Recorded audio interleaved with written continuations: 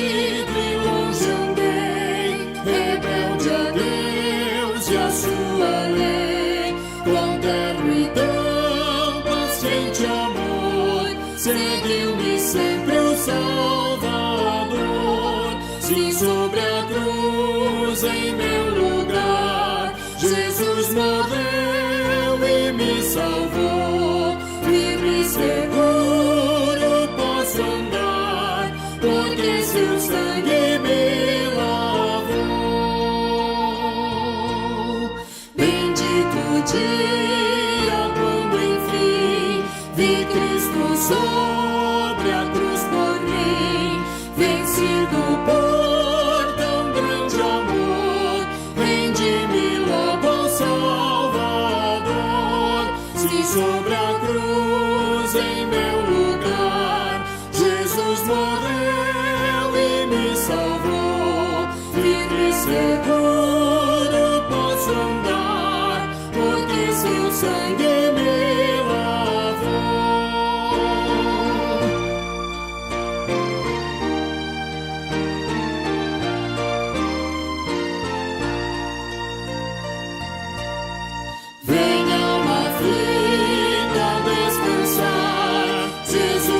Pode perdoar, a Ele entrega o coração.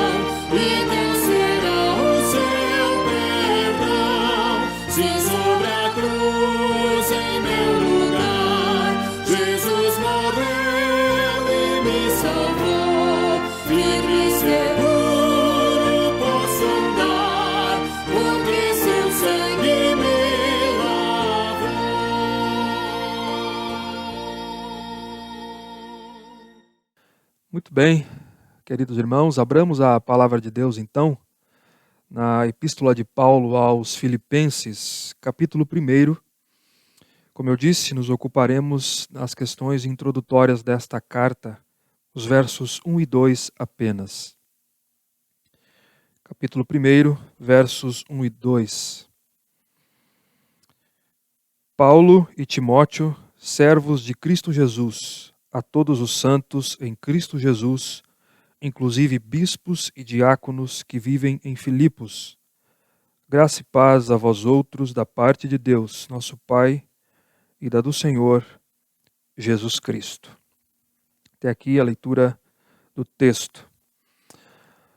Nós nos deteremos aqui nestes 2 versos apenas, que são introdutórios da carta. E eu tenho 5 partes aqui para tratar, para que nós tenhamos luz no decorrer das nossas exposições, compreendendo o contexto, da maneira que ele foi escrito, no seu contexto gramático, histórico, nós conseguiremos ter um pouquinho mais de iluminação nas intenções dos textos, dos escritos do apóstolo Paulo. Vamos lá então, meu primeiro ponto aqui é a respeito do autor. A tradição da igreja ela concorda com a afirmação da sua autoria que está no verso 1 do capítulo 1. Diz aí, Paulo e Timóteo, servos de Jesus Cristo, que é o apóstolo Paulo, seu autor. Alguns argumentos que atestam a sua autoria. Como eu disse, primeiro, a tradição da igreja, ela reconhece que Paulo é o autor ao longo da história, com algumas contestações, como sempre houve, mas é o apóstolo Paulo, de acordo com a tradição. Segundo, os próprios eventos descritos nesta carta são paralelos à vida do apóstolo Paulo. Terceiro, o vocabulário e a escrita, o estilo da escrita do apóstolo Paulo, em comparação com seus demais escritos. Quando a gente dá uma verificada nos escritos de Paulo, a gente percebe na maneira de escrever, no seu vocabulário, que é compatível com os escritos paulinos. Quarto lugar, o Filipenses segue o formato padrão das cartas de Paulo, com pouquíssima variação. Por exemplo, primeiro, a identificação do autor, que é costumeiro de Paulo. Ele diz Paulo, servo de Jesus Cristo. Segundo, a identificação dos destinatários, aos santos que vivem em Filipos. Terceiro, o voto. A gente percebe aí no verso 2, graça e paz a vós outros, da parte de Deus, nosso Pai, e da do Senhor Jesus Cristo. Quarto, o agradecimento a Deus por causa dos leitores. Você já verifica aí no verso 3, dou graças ao meu Deus por tudo que recordo de vós, o que é costumeiro do apóstolo Paulo. Depois nós temos o corpo da carta, em quinto lugar. Em sexto, o desejo de ver ou visitar os seus destinatários ou enviar alguém até eles. Em sétimo, nós temos a saudação dos que estão com Paulo, quando ele escreve a sua epístola, no caso aqui de Timóteo. E em oitavo lugar, a bênção, que funciona como uma conclusão da carta. Então, o meu ponto aqui é que Filipenses segue o formato das cartas, padrão das cartas de Paulo. E em quinto lugar, a teologia e a semelhança com os outros escritos do apóstolo Paulo, a sua teologia que não é contraditada com os demais escritos e é muito semelhante com eles. Então esses pontos aqui atestam a autoria do apóstolo Paulo. Mas o texto diz aqui que é Paulo e Timóteo, servos de Jesus Cristo. Ele menciona Timóteo aqui. Timóteo estava com Paulo quando ele escreveu. A gente pergunta, foi importante mencionar Timóteo aqui? A resposta é sim. Por quê? Timóteo ele foi arrebanhado pelo apóstolo Paulo exatamente no início da segunda viagem missionária. Está registrado no livro de Atos, capítulo 16. Na viagem de plantação da igreja de Filipos.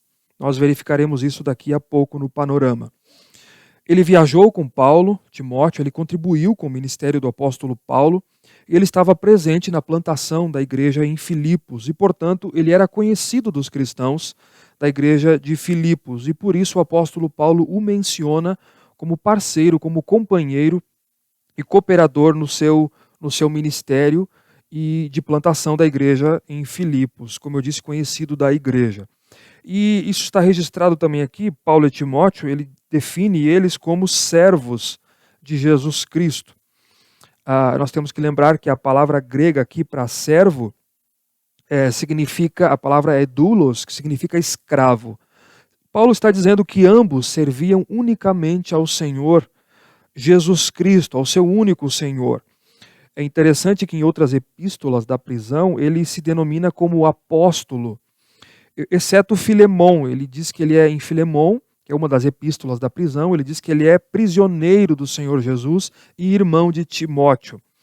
Mas nesta ele começa se definindo junto com Timóteo como servos, exatamente confirmando esse ponto, que os dois vivem como pessoas, como indivíduos, eles vivem servindo ao Senhor Jesus, como servos do Senhor Jesus. Então esse é o meu primeiro ponto.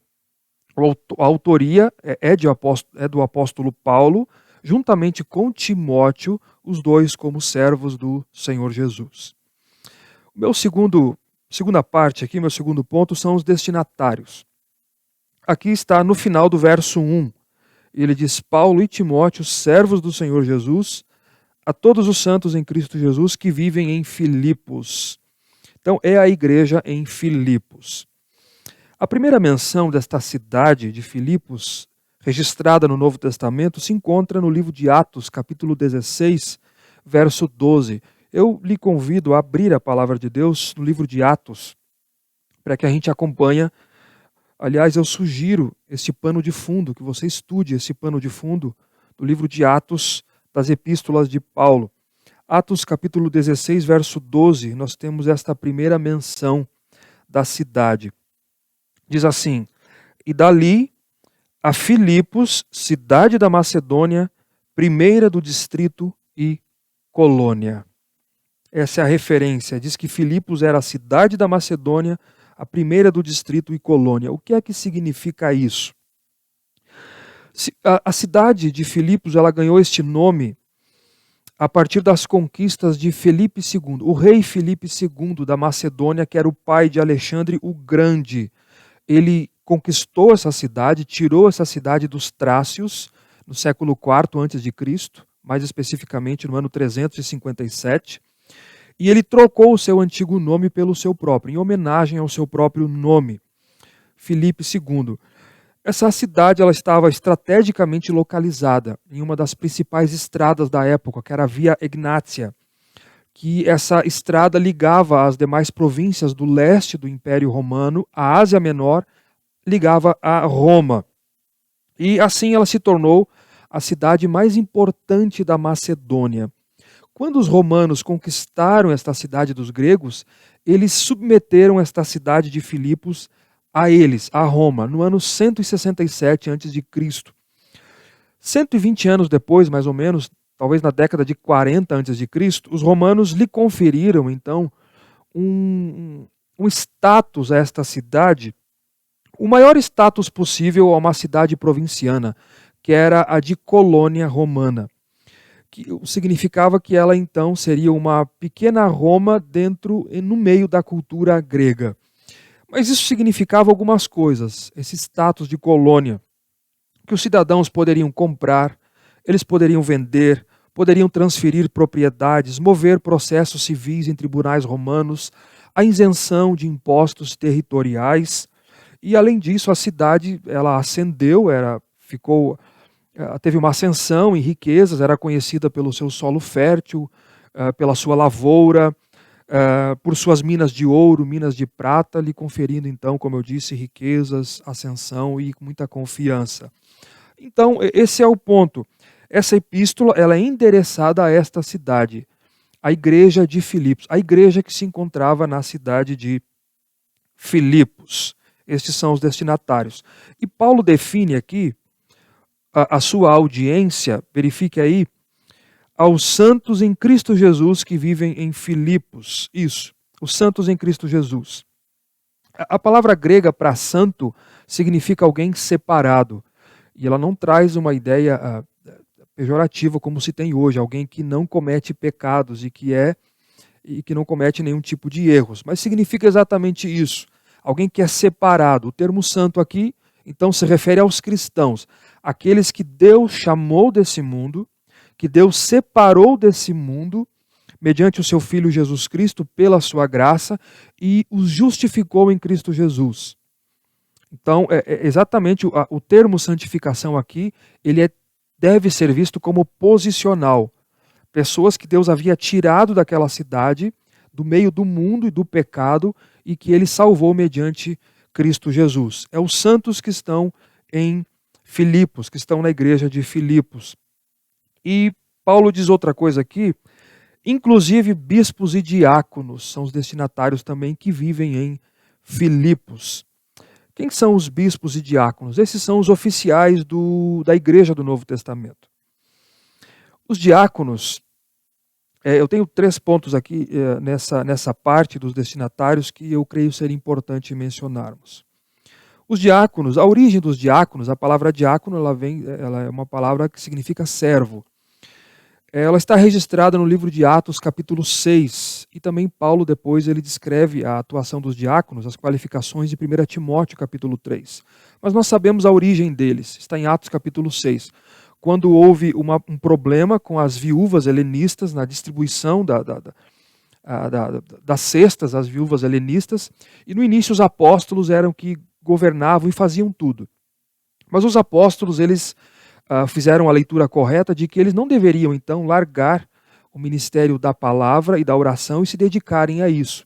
Então, os apóstolos se pronunciaram ao povo e disseram que eles deveriam, então, eleger 7 homens de boa reputação, cheios de sabedoria e do Espírito Santo, para tomar conta desse importante negócio, e eles, então, se dedicariam ao ministério da palavra e à oração. Então, é ali, em Atos 6, que nós temos a origem dos diáconos. Já os bispos, 3 coisas importantes aqui. Primeiro, no Novo Testamento, a designação bispo, pastor e presbítero designam aspectos diferentes de uma mesma função. É um mesmo ofício. Talvez isso é novo para alguns que nos ouvem aqui. Bispo, pastor e presbítero, não há uma hierarquia no Novo Testamento, como se um estivesse acima do outro ou em superposição ao outro. Mas, como eu disse, são aspectos diferentes de um mesmo ofício, de uma mesma função. A palavra presbítero no Novo Testamento, presbítero, significa ancião, alguém que por conta do tempo, da sua maturidade, da sua experiência, ele então ensinava o rebanho de Deus, ele pastoreava o rebanho de Deus. Era ancião. A palavra bispo é episcopos, que significa um supervisor, ou um superintendente do rebanho. Então, o ofício do presbítero era aquele que pastoreava o rebanho de Deus, que apacentava o povo de Deus por conta da sua maturidade, do seu tempo, da sua experiência, como supervisor do rebanho. O que eu estou dizendo é que no Novo Testamento, os 3 termos, pastor, bispo e presbítero, são termos utilizados de maneira intercambiável. Para você achar que eu não estou inventando alguma coisa, vamos ler 2 textos apenas da Palavra de Deus, onde nós perceberemos que os 3 termos são utilizados em algumas passagens na mesma sentença. O primeiro está no livro de Tito, a carta de Paulo a Tito, capítulo 1, versos 5 e 7. Abramos aí, Tito, capítulo 1, versos 5 e 7. Veja aí, comigo. Verso 5. Por esta causa te deixei em Creta. Paulo havia deixado Tito em Creta ele vai dizer o porquê aqui, para que pusesse em ordem as coisas restantes, bem como em cada cidade constituísses presbíteros, conforme te prescrevi. Veja o verso 7. Porque é indispensável que o bispo seja irrepreensível como dispenseiro de Deus, não arrogante. Então, ele utiliza presbítero e bispo como termos intercambiáveis, que são o mesmo ofício, apenas com aspectos diferentes. O outro texto está em Atos, capítulo 20. Atos, capítulo 20, versos 17 e verso 28. Paulo está em Mileto, a caminho de Jerusalém, e ele manda em Éfeso a Éfeso chamar os presbíteros de Éfeso. Veja no verso 17 aí. De Mileto mandou a Éfeso chamar os presbíteros da igreja. Ele começa a dar recomendações aos presbíteros. Mas veja aí no verso 28. Atendei por vós e por todo o rebanho sobre o qual o Espírito Santo vos constituiu bispos. Para quê? Para pastoreardes a igreja de Deus, a qual ele comprou com o próprio sangue. Então o meu ponto é esse, é que os três termos no Novo Testamento são utilizados de maneira intercambiável para se referirem à mesma função, onde não há hierarquia. Segundo ponto, o governo da igreja está claro aqui, no Novo Testamento era plural. Os presbíteros, bispos, pastores, eram irmãos eleitos dentre o povo, dentre a comunidade, dentre os irmãos, para ensinar, instruir, pastorear e supervisionar o rebanho. Aliás, você percebeu aqui em alguns textos, e todos do Novo Testamento, o termo presbítero sempre está no plural. Sempre é utilizado no plural, presbíteros, e nunca no singular. Por quê? Porque as igrejas do Novo Testamento, elas eram lideradas por um colegiado de pastores, presbíteros, bispos. Eram lideradas por isso. Assim como os diáconos, que eram eleitos dentre o povo, como nós mencionamos aqui em Atos 6. O povo elegeu, então, homens de boa reputação, de espíritos cheios do Espírito Santo e de sabedoria. E era assim com os presbíteros também. Mais um texto aqui em Atos, capítulo 14. Nós vemos isso na prática que o apóstolo Paulo tinha, versos 20 a 23. Abra sua Bíblia aí, por favor. Atos 14, verso 20. Rodeando-o, porém, os discípulos, levantou-se e entrou na cidade. No dia seguinte partiu com Barnabé para Derbe. Estendo anunciado o evangelho naquela cidade, feito muitos discípulos, voltaram para Listra, Icônio e Antioquia, fortalecendo a alma dos discípulos, exortando-os a permanecer firmes na fé e mostrando que, através de muitas tribulações, nos importa entrar no reino de Deus. Verso 23. E promovendo-lhes em cada igreja a eleição de presbíteros, depois de orar com jejuns, e encomendaram ao Senhor em quem haviam crido. Então, o meu ponto é esse, que o governo da igreja no Novo Testamento nunca era sobre uma pessoa só, autocraticamente, monarquicamente ou com um indivíduo. O governo da igreja no Novo Testamento sempre está na mão de um colegiado de presbíteros, bispos, pastores, e nunca de uma pessoa só. E terceiro, que fica implícito aqui, nós não temos como provar isso, é que essa menção desses oficiais aqui como os destinatários, nesse período da plantação da igreja, até a época da carta do apóstolo Paulo, nos sugere que a igreja havia crescido consideravelmente, já que os presbíteros, eles, no Novo Testamento, eles são aqueles que são responsáveis pelo governo da igreja, administração e supervisão espiritual do povo de Deus, e os diáconos responsáveis pela área social, material e logística da igreja. Então, talvez implicitamente, a igreja havia crescido muito aqui. Nós veremos no decorrer aqui que entre a plantação da igreja e a epístola de Paulo ocorreu mais ou menos um período de 10 anos, 10 a 11 anos. Então, esse é o ponto, esse é o segundo ponto aqui. Estes são os destinatários, são os santos, inclusive bispos e diáconos que vivem em Filipos. A terceira parte aqui é a data e a ocasião da escrita. No capítulo 1, aqui da epístola, verso 13, você acompanhe comigo aí, Paulo diz que estava preso, de maneira que as minhas cadeias em Cristo se tornaram conhecidas de toda a guarda pretoriana e de todos os demais. Paulo se identifica como preso. Então, como é que a gente verifica a data e a ocasião da escrita aqui? Isso causa um pouco de debate, porque Paulo não foi preso uma vez só. No mínimo, ele foi preso 2 vezes, alguns dizem até que 3. Então, a melhor resposta é considerar os 3 fatores aqui. Primeiro, de acordo com esse texto, evidências de uma prisão de Paulo em uma das cidades. Segundo, sinais de que estava presente essa guarda pretoriana. E terceiro, uma distância considerável entre esta cidade e Filipos, que permitia algumas viagens entre as duas cidades. Existem 4 posições básicas sobre esse assunto com possibilidades. Corinto, Éfeso, Cesareia e Roma. Eu creio que Corinto e Éfeso não é possível. Cesareia ou Roma são as mais prováveis, mas com muitos argumentos, a vasta maioria dos estudiosos aqui compreende que foi de Roma. Foi da prisão de Roma que Paulo escreveu esta epístola, em sua primeira prisão em Roma, entre os anos 60 e 62. Está registrado no livro de Atos, capítulo 28. Embora a distância entre as duas cidades, entre Roma e Filipos, seja considerável, Paulo ficou tempo suficiente lá para que as suas mensagens chegassem a Filipos e voltassem. Lembrando que Paulo, em Roma, na sua prisão, ele tinha liberdade para pregar o evangelho e a escrever também. Mas vamos ver aqui, acompanhe comigo o pano de fundo, para ver se nós chegamos nesse ponto aqui do seu escrito em Roma. Veja comigo aí, o livro de Atos. Entre os anos 47 e 49, mais ou menos, aconteceu a primeira viagem missionária de Paulo na região da província da Galácia. Está registrado no livro de Atos, capítulo 13. Acompanhe comigo aí. Atos, capítulo 13. Em Atos, capítulo 15, nós temos o concílio de Jerusalém, no ano 50. Após esse concílio, talvez no ano 50 ou 51, ao ano 53, entre talvez 51 e 53, acontece a segunda viagem missionária do apóstolo Paulo. Nós estamos aí no capítulo 15, verso 36.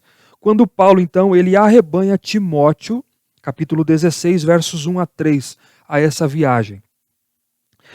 Do verso 6 do capítulo 16 ao 12, acontece o seguinte: enquanto Paulo ele realizava a segunda viagem missionária, em uma resposta a uma visão que ele teve, Paulo e seus companheiros, Timóteo, Silas e Lucas, eles partiram de Troade, na província da Ásia Menor, que é parte da atual Turquia hoje, e viajam para a Macedônia, que é a atual Grécia, a fim de plantar a primeira igreja cristã na Europa, na cidade de Filipos. Aí ele chega em Filipos, como eu disse, ele tem essa visão em Troade, e vai para a Macedônia, na atual Grécia. Ele chega e a primeira conversão acontece na cidade, depois de uma pregação do apóstolo Paulo, a algumas mulheres, na qual Lídia fazia parte delas. Deus lhe abriu o entendimento e para compreender a mensagem do apóstolo Paulo, e toda ela e toda a sua casa foram batizadas. Está aí, capítulo 16, dos versos 11 ao verso 15. Em seguida, dos versos 16 a 26, Paulo expulsa o espírito de uma jovem escrava adivinhadora, e que acabou desfazendo a esperança de lucro dos seus senhores, que se revoltaram contra Paulo e Silas e os entregaram às autoridades. Eles foram açoitados e foram lançados na prisão, está aí dos versos 16 a 26. Na prisão, Deus salva o carcereiro por intermédio do apóstolo Paulo, e ele e toda a sua casa foram batizados, versos 27 a 34. Paulo então reivindica a sua cidadania romana e eles são libertos da prisão, ele e Silas. Está registrado dos versos 35 a 40. E depois de muita dificuldade naquela cidade, a igreja em Filipos é plantada pelo apóstolo Paulo. E ele sai de lá dando sequência à sua viagem missionária para as demais igrejas da Macedônia. Ele passa por Tessalônica, Atos capítulo 17, depois ele vai para a Bereia, ele vai para a grega Atenas e vai para Corinto na Acaia, Atos capítulo 18. Nessa segunda viagem aqui, ele faz uma rápida visita a Éfeso, está no capítulo 18, versos 18 a 21, mas é na terceira viagem missionária que ele retorna a Éfeso e ele fica quase 3 anos naquela cidade. Está no Atos capítulo 19. Nessa viagem aqui, na terceira, ele faz uma breve visita a Filipos a caminho de Corinto. Está no capítulo 20, dos versos 1 a 6. Aqui. Então, mais tarde, retornando a Jerusalém, capítulos 20 e 21 de Atos, Paulo vai ao templo, especificamente no verso 27 do capítulo 21. E lá no templo de Jerusalém ele é preso por causa do evangelho, sobre falsas acusações por parte dos judeus. Os judeus, eles agiam como delatores das autoridades dos cristãos, das autoridades romanas. E aqui nós estamos no ano 58 depois de Cristo, tecnicamente falando. Então ele é preso no templo. O seu julgamento não é conclusivo e ele é enviado a Cesareia nesse ano, no ano 58. E ele fica 2 anos preso em Cesareia. Está registrado no capítulo 23 de Atos. De cidadania romana, que era o apóstolo Paulo, ele apela de Cesareia para ser julgado pelo imperador em Roma, porque ele queria escapar da influência judaica sobre o processo judicial dele. Os judeus foram a Cesareia e estavam influenciando no seu processo judicial. E Paulo, como cidadão romano, ele apela para ser julgado pelo imperador. Está em Atos capítulo 25. E Paulo é enviado a Roma, e ele chega em Roma no ano 60, depois de Cristo. E ele chega acorrentado e fica preso em uma casa alugada 2 anos, do ano 60 ao ano 62, de onde ele escreve esta epístola. Eu convido você a abrir Atos, último capítulo, capítulo 28, versos 30 e 31, que é onde encerra o livro de Atos. Por 2 anos, permaneceu Paulo na sua própria casa que alugara, onde recebia todos os que procuravam, pregando o reino de Deus e com toda a intrepidez, sem impedimento algum, ensinava as coisas referentes ao Senhor Jesus Cristo. Então Paulo, daqui ele escreve a sua carta aos Filipenses. Esta é uma carta da prisão. Essa prisão não era uma forma de punição pelos romanos, mas eles mantinham os prisioneiros em custódia, aguardando o julgamento. E aqui eu entro no 4º ponto, que é a carta e o seu contexto. Nesta 4ª parte. Esta é uma das cartas da prisão, então, do apóstolo Paulo, juntamente com a carta aos Efésios, com os Colossenses, a carta aos Colossenses e a Filemon, as 4 cartas da prisão. Então, se toda a nossa datação aqui, panorama e ocasião estão corretas, então Paulo ele escreveu esta epístola mais ou menos 10 ou 11 anos depois da fundação da igreja em Filipos. Lembrando que ele fundou a igreja na 2ª viagem missionária do ano 51 a 53, mais ou menos. Então, se a fundação da igreja, a plantação da igreja foi no ano 51, e ele escreveu essa epístola no ano 61, mais ou menos, então nós temos 10 anos da plantação à escrita. E o que aconteceu aqui? Qual é o contexto? Chegou ao conhecimento da igreja em Filipos da prisão do apóstolo Paulo. E a igreja quis enviar ajuda ao seu pastor. E a igreja envia um homem chamado Epafrodito, talvez um dos líderes presbíteros da igreja.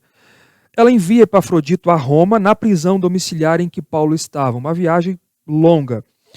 E Epafrodito, ele em sua visita, ele traz uma oferta da igreja ao apóstolo Paulo. Ele traz notícias da igreja, do que estava acontecendo na igreja em Filipos, ao apóstolo Paulo. E ele fica um tempo com Paulo ministrando em Roma, até que ele acaba adoecendo. Está no capítulo 2 de Filipenses, versos 25 a 30. Então, na carta, Paulo ele menciona a doença de Epafrodito, e a igreja estava preocupada agora, tanto com o seu pastor, quanto com Epafrodito. De qualquer maneira, quando Epafrodito ele melhora da sua doença, Paulo envia de volta à igreja em Filipos, com esta carta que era lida publicamente na igreja, a carta que conhecemos hoje como Epístola aos Filipenses. Então este é o contexto da carta. Mais uma vez, chega ao conhecimento da igreja que o apóstolo está preso, a igreja em Filipos envia Epafrodito com uma oferta ao apóstolo Paulo generosa para sustentar o seu pastor, e Epafrodito, além da oferta, traz notícias a respeito da igreja. E logo após, Epafrodito ele acaba ficando doente, e quando ele melhora, o apóstolo Paulo o envia novamente à igreja de Filipos com esta carta que era lida publicamente na igreja.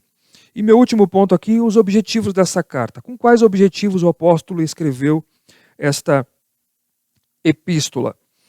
Nós percebemos que Paulo tinha alguns objetivos em mente nesta carta aqui, quando ele escreveu e que Epafrodito levou à igreja. Primeiro, Paulo queria dar notícias da sua situação a irmãos que estavam preocupados com ele, assim como dar notícias da situação de Epafrodito também. E Paulo ele informa que A sua situação, na verdade, contribuiria para o avanço do Evangelho. Está no capítulo 1, verso 12. Segundo objetivo, Paulo queria agradecer à igreja da oferta amorosa, generosa e bondosa que ele havia recebido da igreja através de Epafrodito.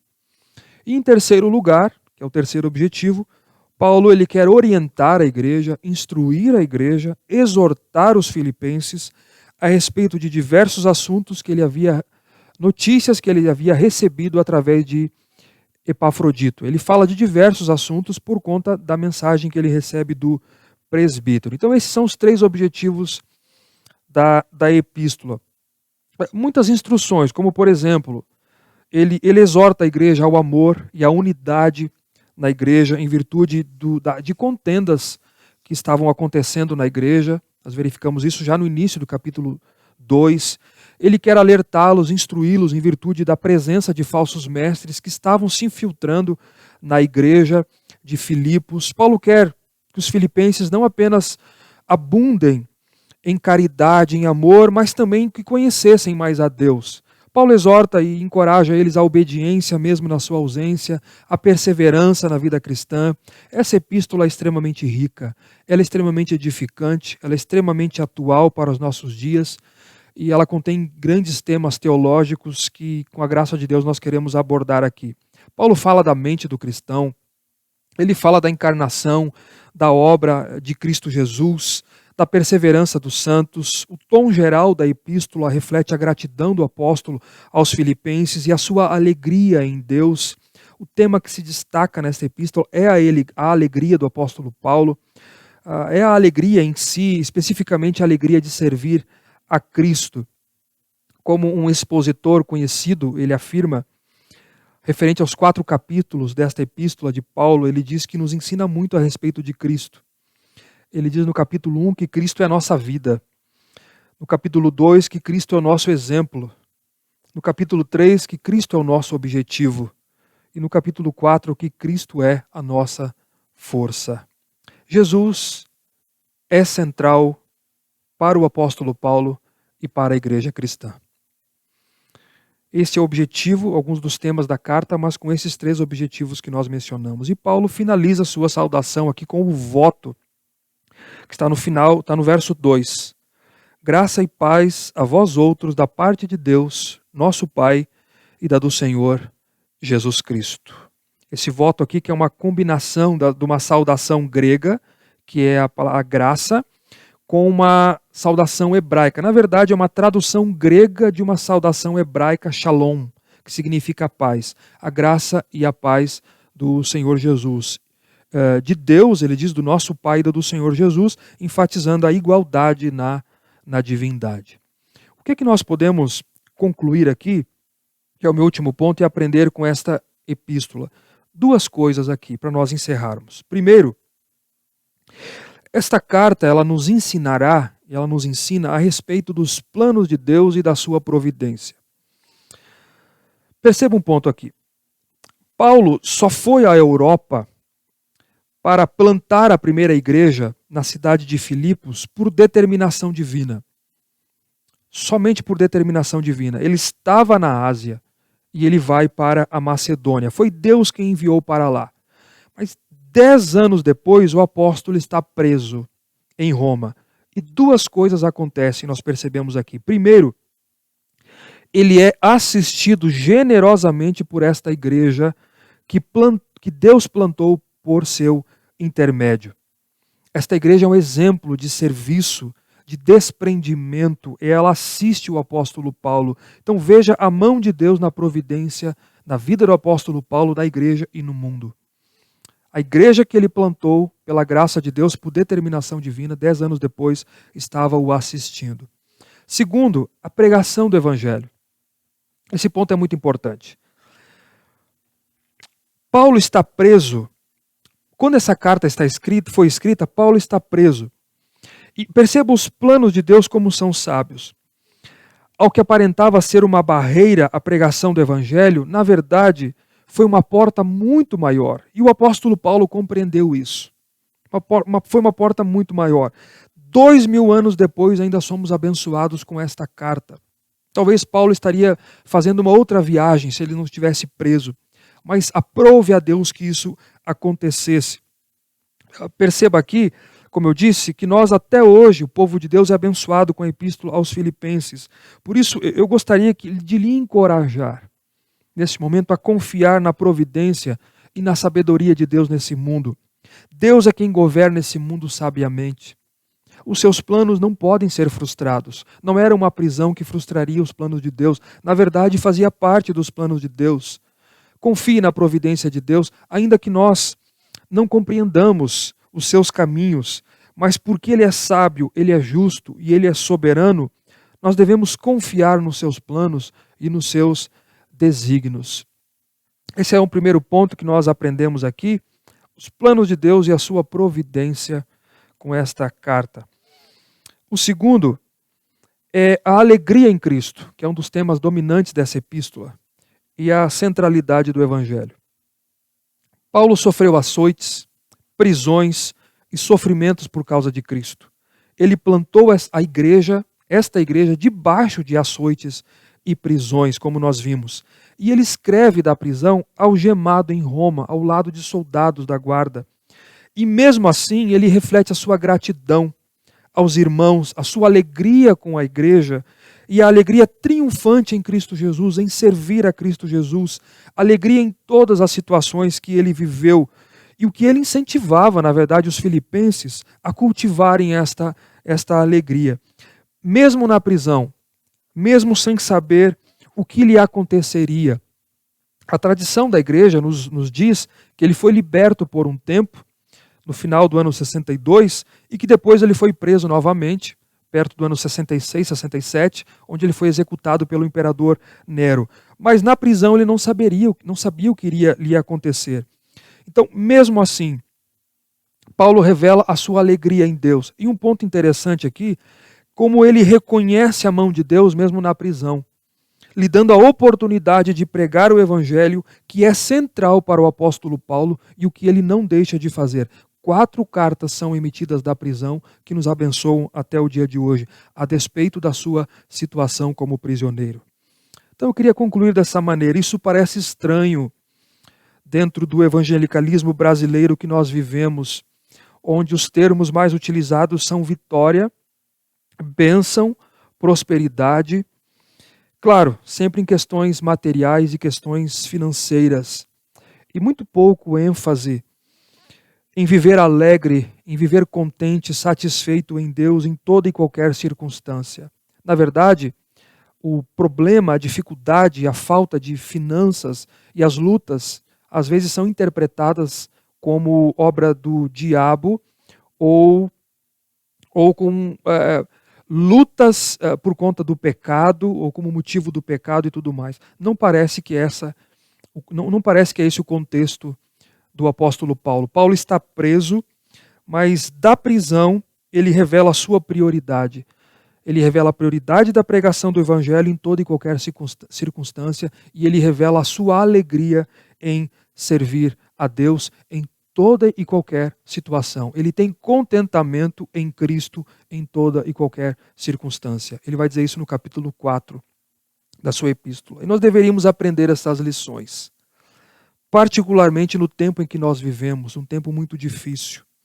Nós não queremos ser insensíveis aqui com o que acontece, com a dificuldade das pessoas, com perdas e com problemas que acontecem comum a todos nós. Não queremos ser insensíveis de maneira nenhuma. O que estou dizendo é que é possível encontrar conforto, contentamento e alegria em Cristo Jesus em toda e qualquer circunstância, em toda e qualquer situação. E que a centralidade de Jesus Cristo, a centralidade do Evangelho de Jesus Cristo e da sua pessoa deve ser a prioridade da nossa vida e a prioridade da nossa mensagem. Meu desejo é que Deus nos abençoe nas próximas semanas, na sequência dessa exposição que nós daremos continuidade a partir do verso 3. Que Deus abençoe a sua vida e que nós meditemos aqui com a luz do contexto desta carta a partir das próximas exposições. Oremos ao nosso Deus. Ó Pai, obrigado, Senhor, pela Tua palavra. Obrigado por este momento introdutório desta epístola. O que pedimos é que o Senhor nos abençoe, o Senhor fale com o teu povo no decorrer dessas exposições, nos iluminando a mente, o entendimento, trazendo elucidação, ó Pai, para que possamos lhe servir melhor, compreender a tua vontade e viver para a tua glória nesse mundo. Oramos na mediação do teu Filho Jesus Cristo. Amém. Até a próxima semana, querendo Deus.